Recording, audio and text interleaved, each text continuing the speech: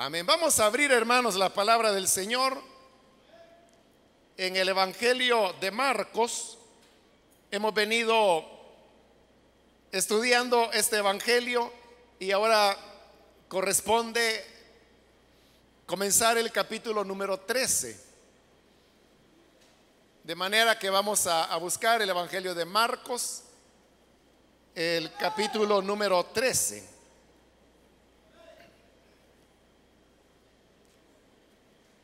Dice la palabra de Dios en el Evangelio de Marcos, capítulo 13, versículo 1 en adelante.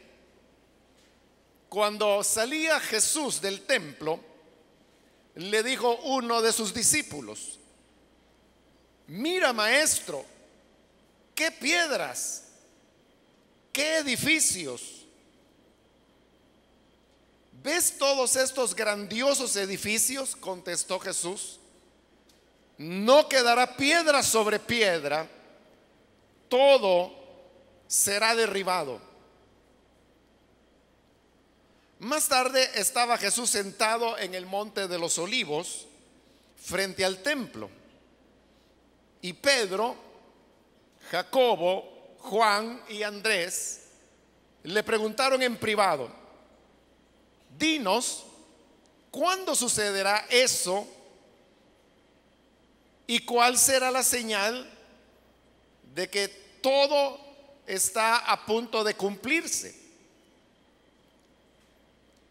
Tengan cuidado de que nadie los engañe, comenzó Jesús a advertirles. Vendrán muchos que usando mi nombre dirán: yo soy, y engañarán a muchos. Cuando sepan de guerras y de rumores de guerras, no se alarmen. Es necesario que eso suceda, pero no será todavía el fin. Se levantará nación contra nación y reino contra reino. Habrá terremotos por todas partes. También habrá hambre. Esto será apenas el comienzo de los dolores. Pero ustedes cuídense. Los entregarán a los tribunales y los azotarán en las sinagogas. Por mi causa comparecerán ante gobernadores y reyes para dar testimonio ante ellos. Pero primero tendrá que predicarse el evangelio a todas las naciones. Y cuando los arresten y los sometan a juicio, no se preocupen de antemano por lo que van a decir. Solo declaren lo que se les dé a decir en ese momento, porque no serán ustedes los que hablen, sino el Espíritu Santo. El hermano entregará a la muerte al hermano y el padre al hijo. Los hijos se rebelarán contra sus padres y les darán muerte. Todo el mundo los odiará a ustedes por causa de mi nombre, pero el que se mantenga firme hasta el fin será salvo. Amén. Hasta ahí dejamos la lectura. Pueden tomar sus asientos, por favor, hermanos.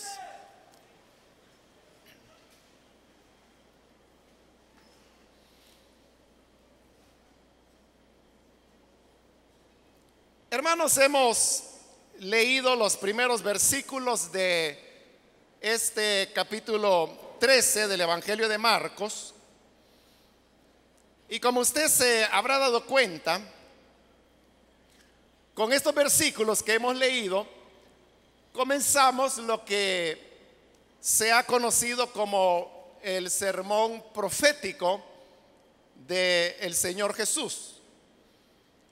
Se le llama así porque en este sermón que encontramos en este capítulo, y que también aparece en su versión en Mateo y en Lucas, tenemos las predicciones que el Señor Dio a sus discípulos sobre lo que habría de ocurrir a sus seguidores en los días por venir.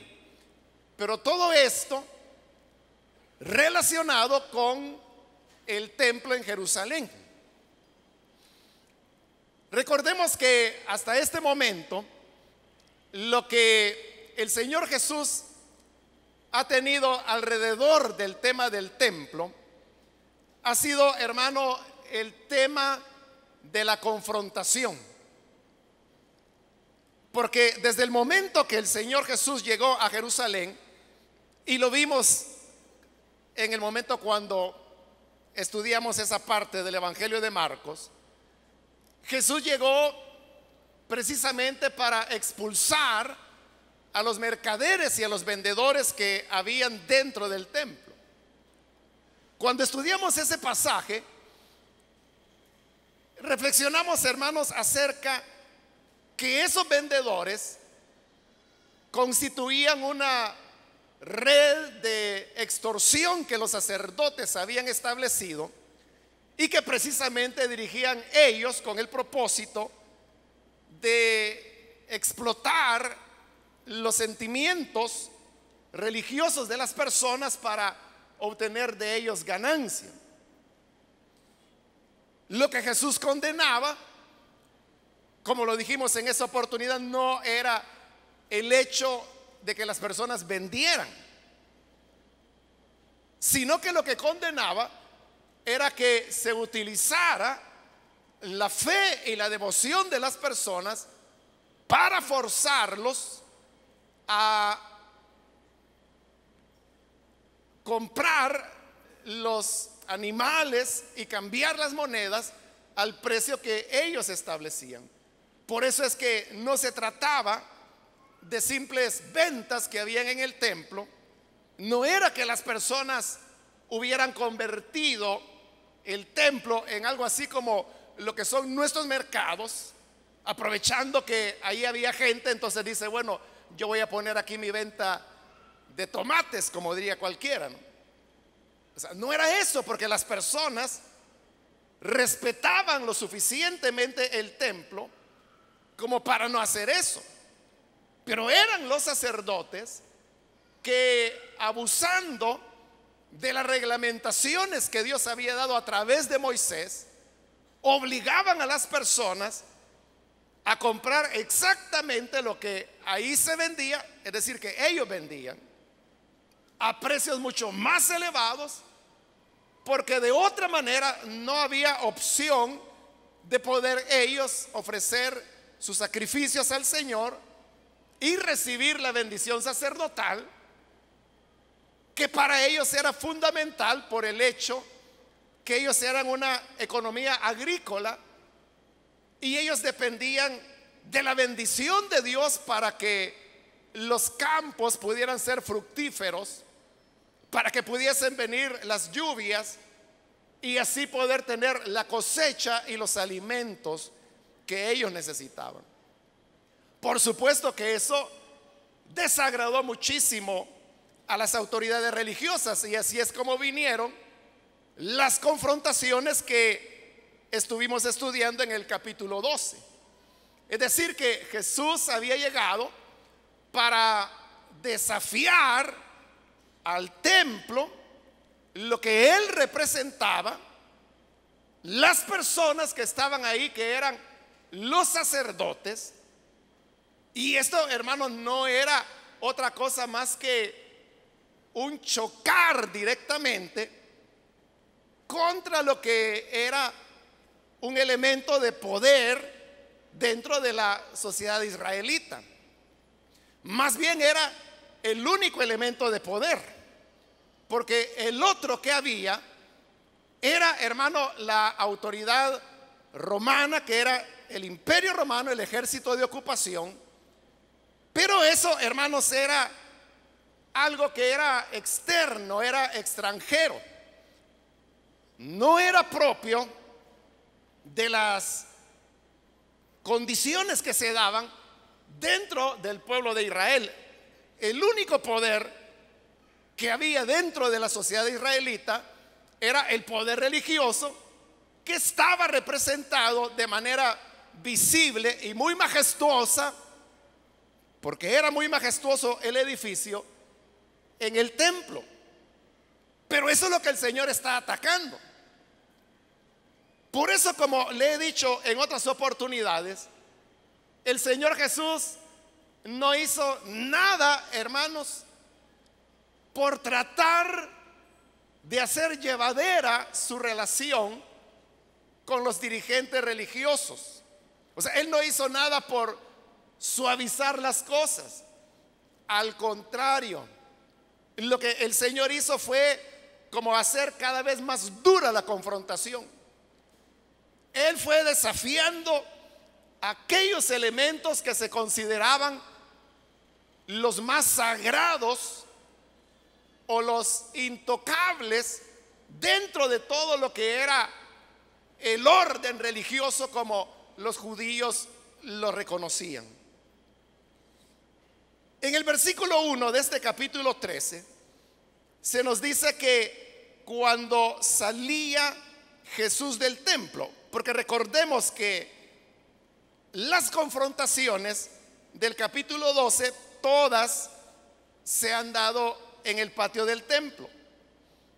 Aún la semana anterior, cuando veíamos el tema de la pequeña ofrenda de la viuda al final del capítulo 12, describíamos cómo el Señor ahí se encontraba entre el patio de las mujeres y de los hombres, porque ahí es donde se ponían los cofres para recoger la ofrenda, y es donde el Señor vio a la viuda echar sus 2 moneditas, pero de lo cual Jesús dijo que ella había dado más que los demás. Entonces ahora en el capítulo 13 y en el versículo 1 dice que ahora Jesús va saliendo del templo. Ya se dieron las confrontaciones. Él ya hizo la observación de la ofrenda de la viuda. Entonces hoy el Señor se está retirando del templo. Pero esta salida del Señor del templo es, hermanos, la salida final. Porque en este Evangelio de Marcos no se vuelve a decir que el Señor haya regresado al templo. Entonces es como que estas confrontaciones que el Señor ha tenido con las autoridades es como el rompimiento final. Pero no solo es el rompimiento final con los maestros de la ley, con los fariseos, con las personas que él ha estado discutiendo, con los saduceos, que era la rama a la cual pertenecían los sacerdotes, sino que es un rompimiento con el sistema de adoración que el pueblo de Israel tenía. Es decir, es un rechazo del Señor al judaísmo en sí. Un rompimiento que es al punto que ahora el Señor tiene que irse y no va a volver al templo. Semejante, hermanos, a la visión que tuvo el profeta Ezequiel cuando para la deportación a Babilonia él pudo ver que la gloria del Señor se levantó del templo y que salió por la puerta oriental para alejarse. Cuando la gloria del Señor se fue del templo, entonces vino la destrucción por parte de los ejércitos caldeos. Pero eso que Ezequiel vio como una visión, ahora es algo que está ocurriendo literalmente. Lo dice el versículo 1: cuando salía Jesús del templo. Jesús se fue del templo, salió. Es decir, Dios está abandonando el templo.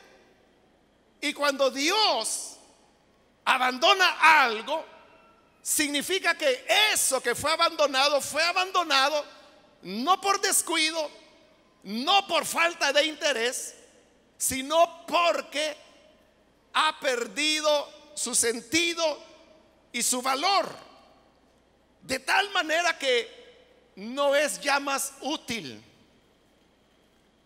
para el Señor.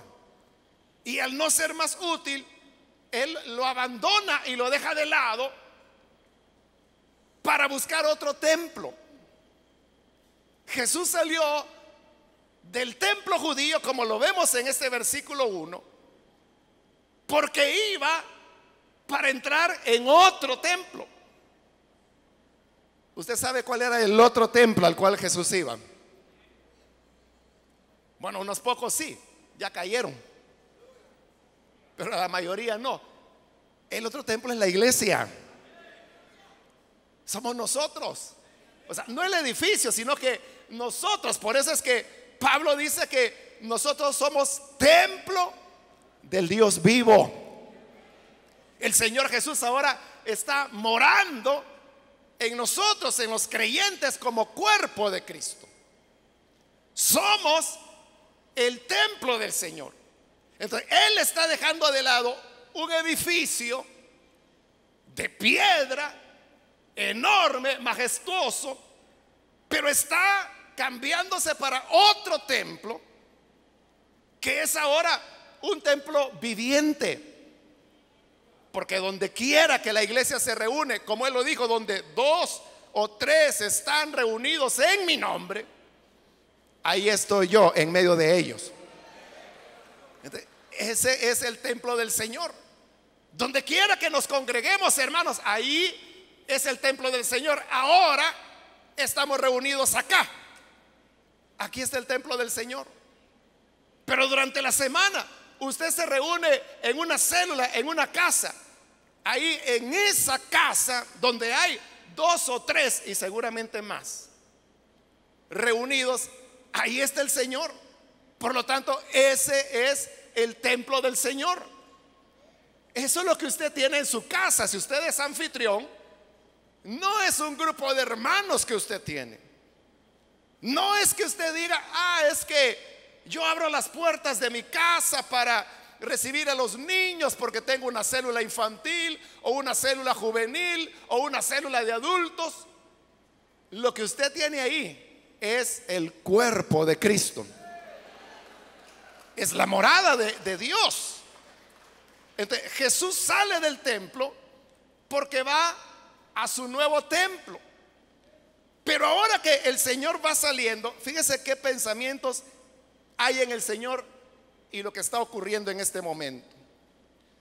Pero saliendo va cuando uno de sus discípulos viene y le dice: mira, maestro, qué piedras, qué edificios. Porque como le dije, el templo Herodes lo había venido ampliando desde el año 19 antes de Cristo. Por eso es que los judíos le dijeron que en 36 años se había construido el templo, y ahora Jesús decía que en 3 días él iba a levantar otro. Pero lo hizo, porque al resucitar Jesús se convirtió en la cabeza de la iglesia, para que su iglesia fuera, como ya dijimos, el nuevo templo donde Él habita. Entonces, le están diciendo: mira qué piedras, mira qué edificios, porque eran enormes. Pero entonces viene la respuesta del Señor, versículo 2: ¿ves todos estos grandiosos edificios? Jesús está de acuerdo que el edificio es grandioso, pero le dice: no quedará piedra sobre piedra, todo será derribado. Hermano, esas palabras son fuertísimas. Si a usted le parece que las palabras que Jesús ha dicho en su confrontación con los fariseos han sido palabras duras, porque el Señor los ha tratado de hipócritas que hacían largas oraciones para impresionar a los demás, pero por otro lado, dijo el Señor, se están apoderando de los bienes de la viuda. estos recibirán peor castigo, decía. Si esas palabras nos parecen fuertes, más fuerte era que el Señor dijera: del templo no quedará piedra sobre piedra, todo será derribado. ¿Por qué era duro eso? Porque para el judío era, hermanos, lo más sagrado. Era la morada de Dios en la tierra. Era donde estaba el lugar santísimo. Eso era prácticamente a decirles que de su fe, de sus prácticas religiosas, no iba a quedar piedra sobre piedra, que todo sería derribado. Y derribado significaba destruido, desechado. Entonces lo que el Señor está haciendo es que está totalmente descartando el sistema de adoración judío. ¿Por qué lo está desechando? Porque ya no sirve para nada. Lo han rechazado a Él. El Señor ha dicho: esa no es mi casa, porque mi casa, casa de oración será llamada, pero ustedes la han convertido en cueva de ladrones. Y la cueva de los ladrones, que quizá le hace recordar a usted la historia de Ali Baba y los 40 ladrones. La cueva de los ladrones es el lugar hacia donde corren los ladrones después de cometer sus fechorías. Entonces, cuando Jesús dice que el templo ahora es una cueva de ladrones, Él dice: es el lugar donde van a esconderse después de hacer sus maldades. Y eso el Señor no lo quería, sino que, como Pablo lo va a decir, Él quiere una virgen pura, sin mancha, sin mácula, porque el Señor no habita en medio del pecado. El Señor es atraído donde hay olor de santidad, donde hay pureza. Vea entonces que la peor tragedia que le puede ocurrir a una persona, a una familia, o en este caso a un pueblo como era Israel, es que el Señor se vaya. Que se vaya de ese templo para no volver más. Pero no solo se va para no volver, se va para buscar otro templo donde habitar, que ya dijimos es la iglesia. Pero vea, hoy nosotros somos la iglesia y nosotros tenemos el gran privilegio que Israel perdió. Hoy Dios ha hecho su morada en medio de nosotros. Pero cuando Pablo escribe a los romanos, les dice que si el Señor desarraigó las ramas naturales, las que eran buen olivo, las arrancó para injertar el olivo silvestre, no te jactes, dice, porque si Él arrancó las ramas naturales, ¿cómo no va a arrancar las silvestres? Es decir, nosotros. Esto, en otras palabras, significa que si Dios desechó a su pueblo Israel, ¿cómo no nos va a desechar a nosotros, que somos injertados, que somos ramas silvestres, no somos de la naturaleza, de la raíz? Pero como para Dios todo es posible, logró injertarnos. Pero dice: no te jactes, porque también a ti te puede desechar el Señor. ¿Qué significa esto? Que así como el Señor salió del templo judío para no volver y para buscarse otro lugar, también el Señor se puede ir de nuestra vida, o se puede ir de nuestras familias, o se puede ir de nuestras congregaciones, o se puede ir hasta de nuestros países. Pero ¿cuándo es que el Señor se va? Es cuando se pierde la fe. Es cuando toda la vida se vuelve una práctica mentirosa e hipócrita.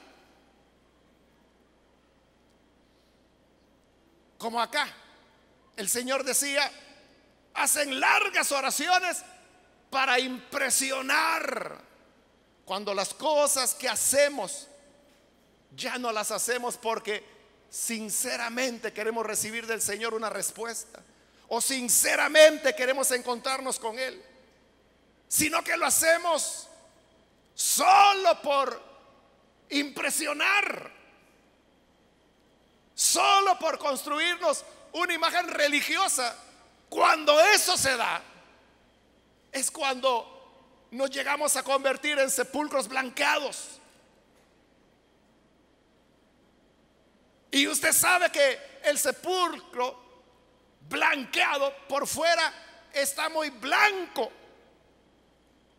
pero por dentro, como dijo el Señor, está lleno de huesos de muertos. Ahí hay olor a muerte. No es agradable, al contrario, es repugnante o hasta macabro dentro del interior del sepulcro.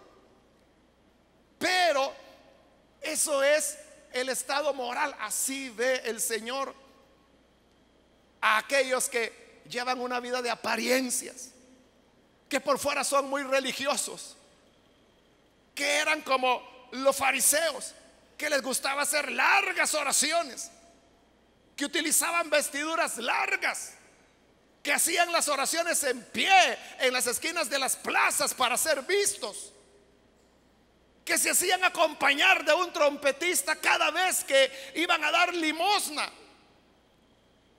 Pero por dentro su corazón estaba lleno de maldad, de pecado. El problema para el hombre, no para Dios, sino que el problema para el hombre es que Dios no ve las exterioridades, no ve lo blanco que está el sepulcro. Dios sabe lo que hay adentro, lo que hay en el interior. Y eso es lo que pasó con el templo. Los discípulos dijeron: mira, maestro, qué piedras, qué edificios. Los discípulos, los seres humanos, lo que se quedan viendo son piedras, viendo edificios. Pero Jesús lo que veía era que los que ahí servían devoraban la casa de las viudas, y que luego su religiosidad era solo para impresionar y disimular de su vida de pecado y de dureza. Eso es lo que el Señor no puede tolerar. Y ahí es donde Él dice: no quedará piedra sobre piedra, todo será derribado. Y será derribado todo aquello, hermanos, que no es sincero, donde no hay integridad, donde hay hipocresía, donde hay vida doble, donde hay mentira, donde hay pecado, donde hay robo, donde hay dureza del corazón, donde hay orgullo, donde hay vanidad, donde hay lascivia. El Señor dice: será derribado, aunque parezca muy religioso. Y normalmente las personas que enfatizan más los aspectos religiosos y externos, es decir, lo que ve el hombre, las piedras, los edificios, son las personas que más tienen que ocultar en su interior. Eso es lo que hace que el Señor se aleje, que el Señor, como acá, salga del templo. Y como le dije, Él puede salir de nuestras vidas, así como un día salió de la vida de Sansón. Porque Sansón, que era el hombre más fuerte, pero como fuerte que era, también era un inmoral. Las esposas que tuvo fueron paganas. Era alguien que buscaba a las prostitutas, hasta que un día le llegó el momento difícil y él dijo, bueno, hoy voy a salir igual que siempre. Pero dice la Biblia, no sabía que el Señor ya lo había abandonado. Lo dejaron ciego y se lo llevaron al templo de los dioses paganos para que sirviera de juguete de los filisteos. El Señor se fue. Es cierto que la Biblia dice que Dios es paciente, tardo para la ira, pero esa paciencia tiene un límite. Se tarda para la ira, pero tiene ira. Y lo terrible es cuando Dios abandona a una persona. Y como le dije, puede abandonar una familia, puede abandonar una iglesia. Hermano, y cuando el Señor abandona una iglesia, ¿qué se queda haciendo a la iglesia? Se queda haciendo cultos, se queda cantando, se queda como un hombre ahí al frente hablando de la Biblia o de cualquier cosa barnizada con versículos de la Biblia. Pero la presencia del Señor ya no está ahí. Las personas comienzan a endurecerse. Es un montón de pícaros y de pícaras viviendo ahí. A quien más sinvergüenza, a quien más cara dura, estafándose el uno al otro, codiciándose el uno al otro, odiándose el uno al otro, toda clase de pecados, de maldad. Es una porquería. Es huesos de muertos. Y eso es lo que el Señor no tolera. El Señor de ahí se va, pero corriendo. Y se va a ir a buscar a gente que de verdad le busque con sincero corazón, con honestidad. Así es. Te puedes quedar solo, sin el Señor, solamente recordando épocas viejas. ¿Y qué te pasó? El Señor que no estaba contigo. Hace poco estaba en un culto y el hermano que estaba dirigiendo los cultos estaba animando a la congregación a alabar al Señor, y entre las palabras que dijo, él preguntó, así verdad, con los ojos cerrados y la gente adorando, él dijo, hermano, sienta al Señor. E hizo esta pregunta: ¿cuándo fue la última vez que sintió al Señor? Y cuando yo oí eso, yo dije, esa es una pregunta grave. Que a una persona le tengan que decir, ¿cuándo fue la última vez que sintió al Señor? Bueno, no habría problema que al hacer la pregunta la persona respondiese, bueno, ¿cómo que la última vez que sentí al Señor? Si lo estoy sintiendo, vivo con Él, en Él respiro, en Él me muevo, Él está aquí al lado mío, nunca me ha dejado. Eso sería lindo, ¿no? El problema sería que ante esa pregunta, ¿cuándo sintió por última vez al Señor? Quiero ver. ¿Cuándo es que Duarte fue presidente del país? 83, 84. Ese está muerto, hermano. Ese está terrible. Por eso yo no le quiero preguntar, ¿cuándo fue la última vez que usted sintió al Señor? No vaya a ser que hace décadas se fue y usted se ha quedado solo con la concha. Mire, judaísmo hay hasta hoy en día. Todavía existe el judaísmo, es decir, lo que Jesús rechazó y que Él dijo que todo sería derribado y lo rechazó por las razones que hemos mencionado, todavía existe. Todavía están los que siguen a Moisés, todavía están aquellos que se quieren justificar por obras.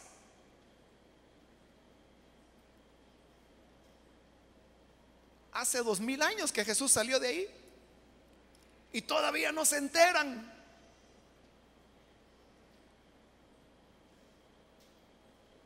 Qué triste, o sea, eso es lo peor, hermano.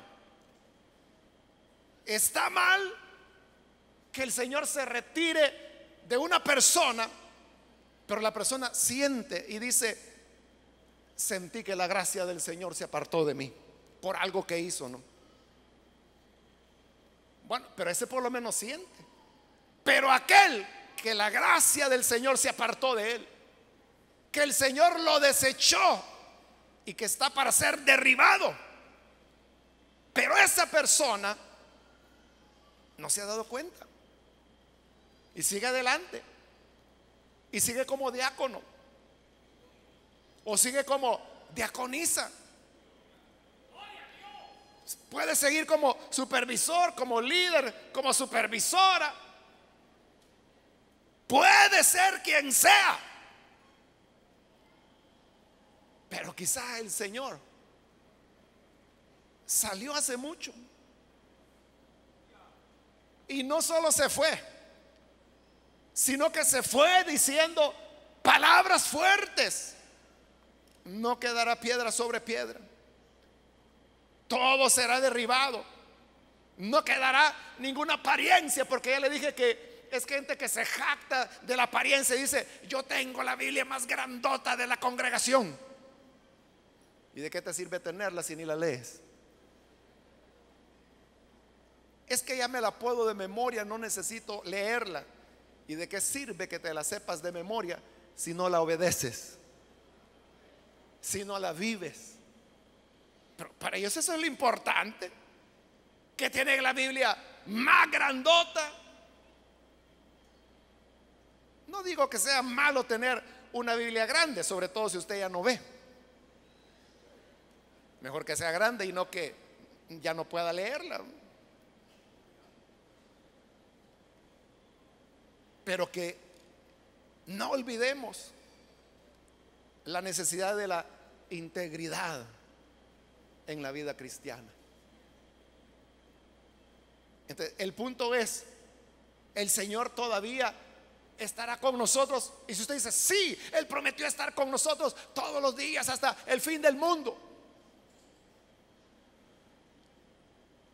Pero estamos viendo que el Señor se fue. Él prometió estar, pero con su iglesia. Y usted sabe que la palabra iglesia significa que es separada de. Él no prometió estar con los vagos, ni con los turistas religiosos, ni con la gente que aprendió una forma externa de religiosidad.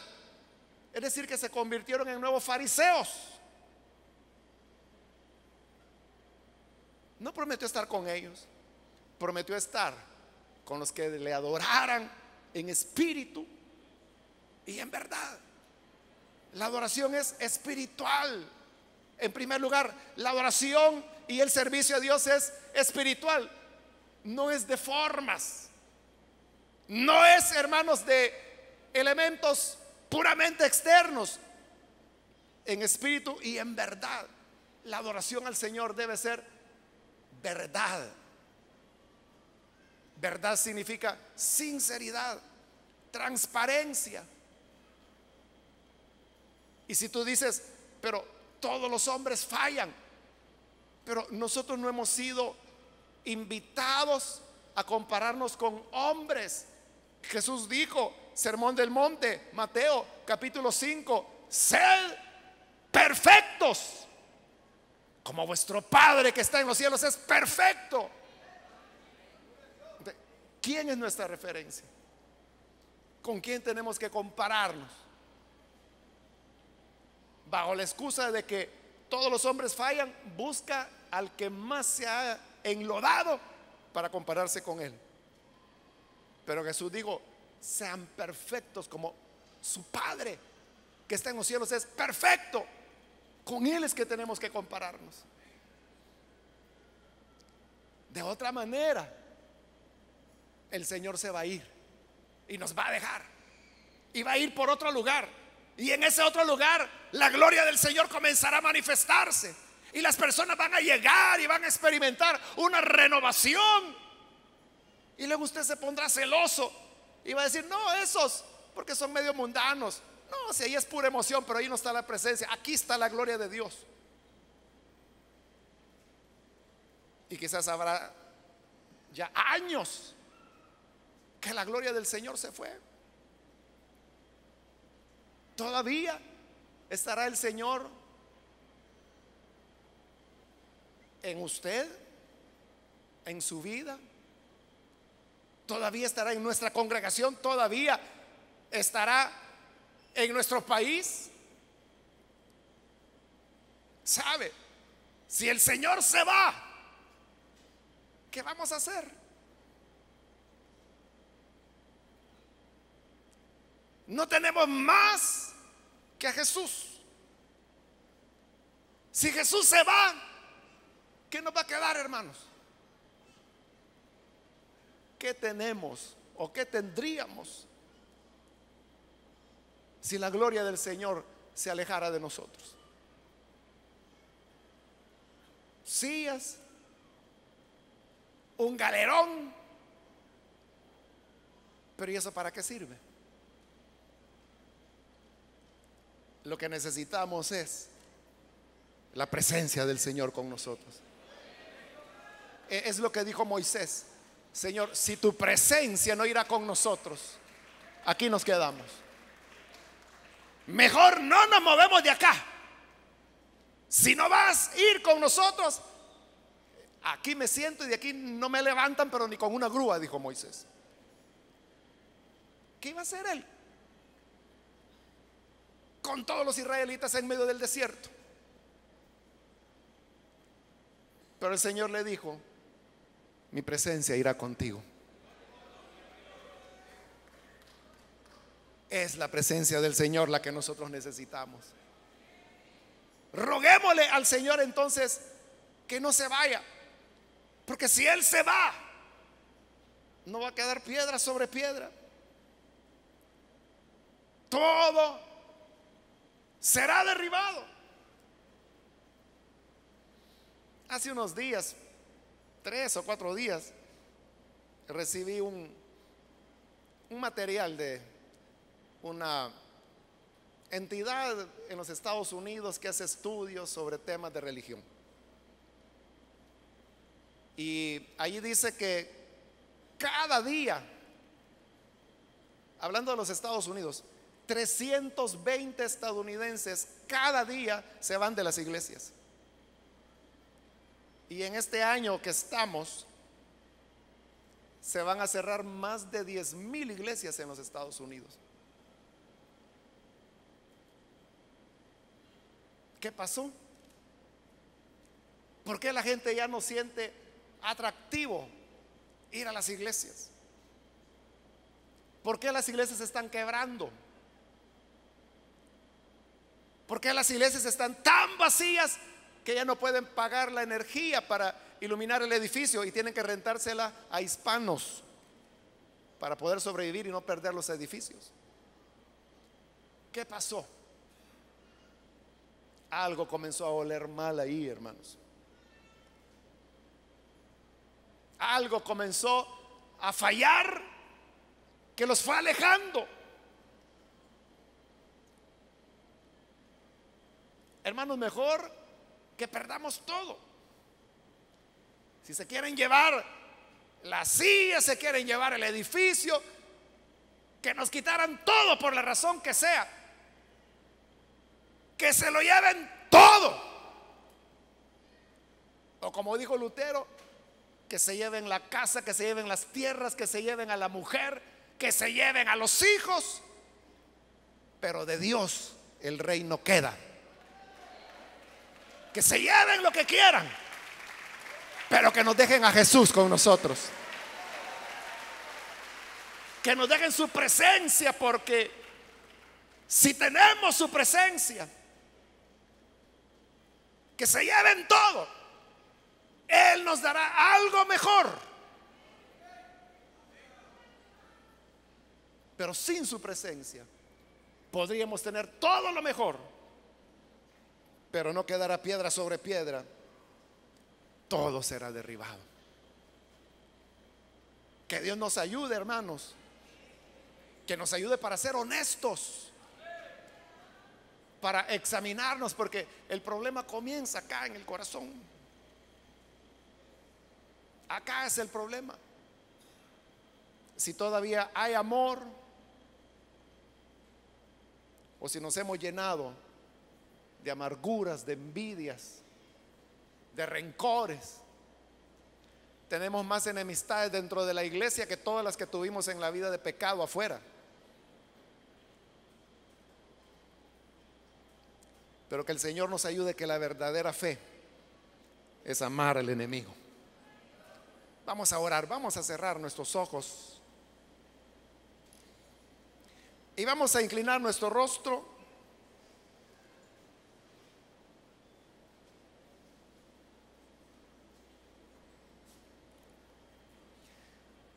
Y así, hermanos, con nuestros ojos cerrados, cada uno de nosotros debemos hacer un examen de nuestra vida.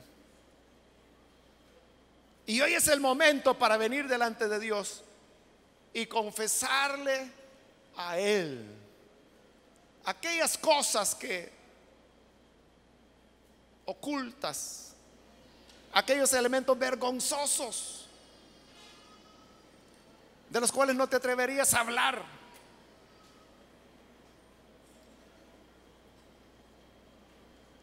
Pero que Jesús conoce tan bien, y son las cosas que hacen que Él se aleje.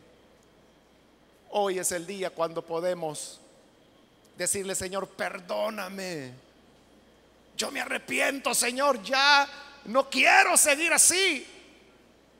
No te vayas de mi lado, no apartes tu presencia de mi vida. Pero necesitamos renunciar al pecado y entregar nuestra vida a Él. Así, con nuestros ojos cerrados, y mientras usted hace ese examen con el Señor, yo quiero invitar, si hay amigos o amigas que todavía no han recibido al Señor Jesús como Salvador, pero si hoy usted, al escuchar esta palabra, se da cuenta que no podemos engañar al Señor. Podemos engañar al vecino, a la familia, pero nunca al Señor. ¿Quiere usted venir y arrepentirse? Yo le invito, si usted quiere hacerlo, póngase en pie ahí en el lugar donde se encuentra.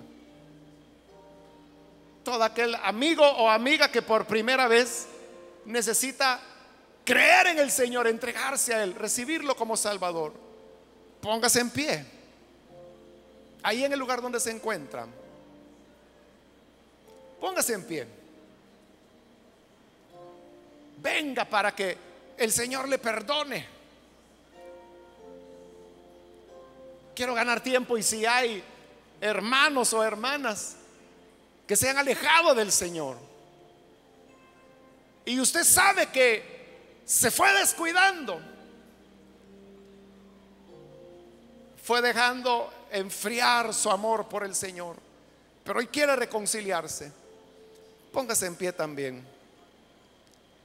Venga y entréguese al Señor. Muy bien, aquí hay un joven, bienvenido. Alguien más que necesita venir para entregarse al Señor por primera vez. Aquí adelante hay otro hombre, Dios lo bendiga, bienvenido.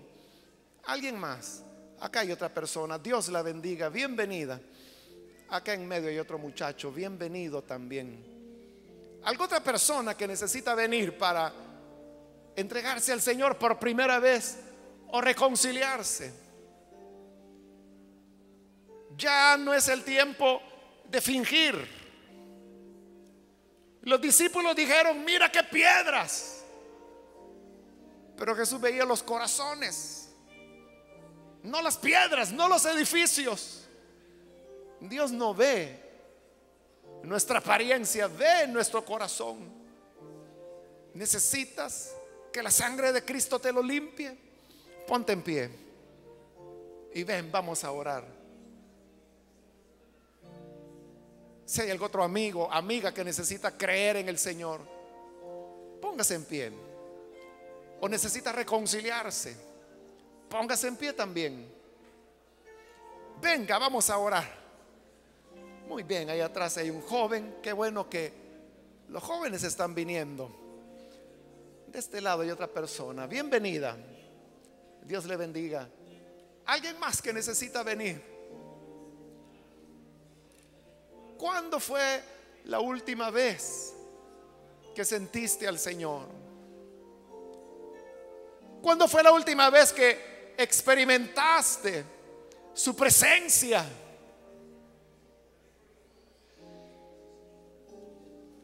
Muy bien, aquí hay otra persona. Bienvenido, Dios le bendiga. Alguien más que necesita pasar, póngase en pie. Cristo es real, Él está vivo en medio nuestro. Y tú puedes experimentar su presencia. Ponte en pie. Vamos a orar.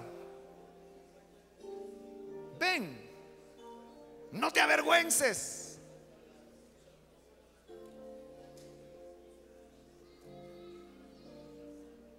Para que en el día final no vaya a ser el Hijo de Dios quien se avergüence de ti. Ven entonces, para creer en el Señor o reconciliarte, ponte en pie.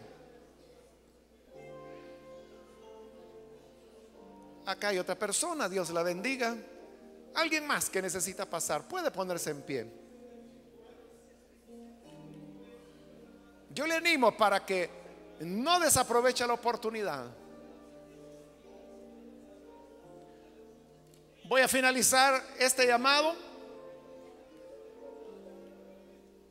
Pero si hay alguna otra persona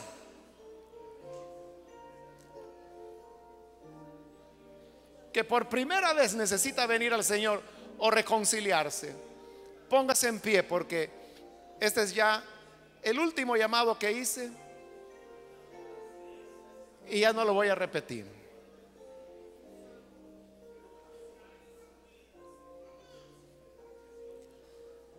Bien, aquí adelante tenemos ya varias personas que están reconociendo su necesidad espiritual. Pero en medio nuestro, hermanos, nosotros como iglesia del Señor, ¿no tendremos algo que confesar? ¿No tendremos algo a que renunciar hoy? No mañana, no después de las vacaciones, hoy, antes que el Señor vaya a voltear y vaya a marcharse diciendo la sentencia, todo será derribado. No permitamos llegar a ese punto. Y hoy podemos nosotros confesar a Dios de antemano. Pongámonos en pie, hermanos, toda la iglesia, y lo que usted tenga que confesarle al Señor, hágalo en este momento.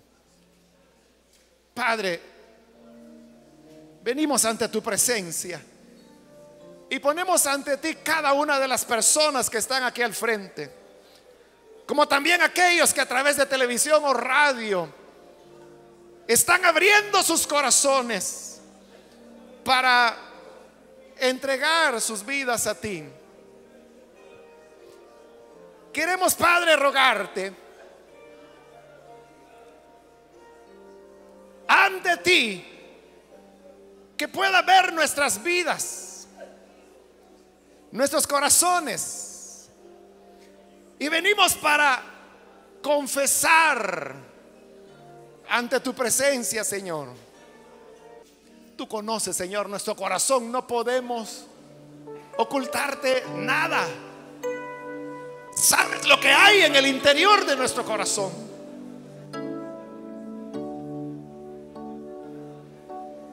ante ti la luz resplandece.